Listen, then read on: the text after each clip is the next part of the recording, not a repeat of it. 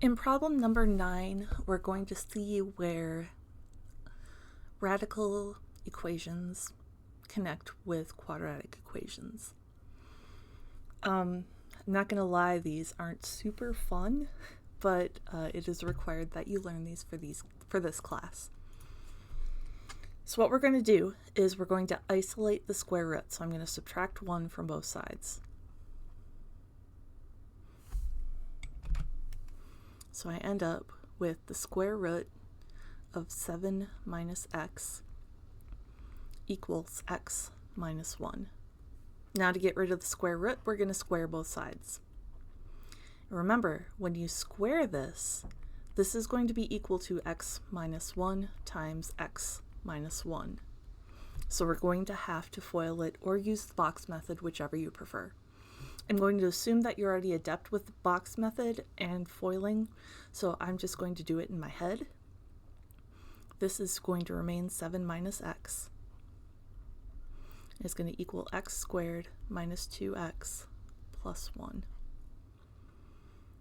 We're going to add x to both sides.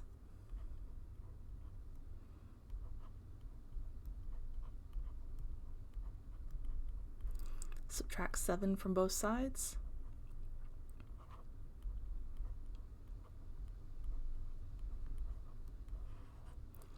And then we have to factor. You can use the quadratic formula if you want to, but factoring is a lot less work.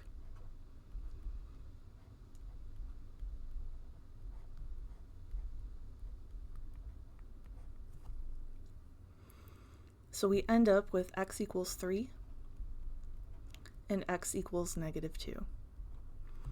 Only one of these solutions is correct. So check either one of them. I'm going to check, I'll check 2. And I'm sorry, that's a negative 2. I'm going to check negative 2. 1 plus the square root of 7 minus negative 2 equals negative 2.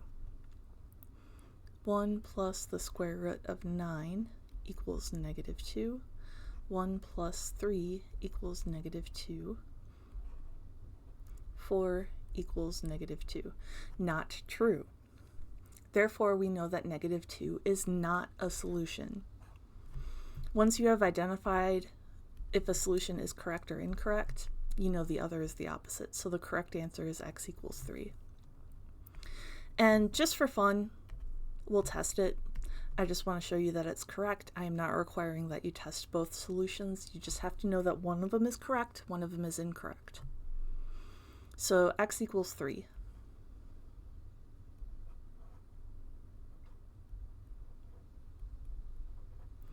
We get 1 plus the square root of 4 equals 3.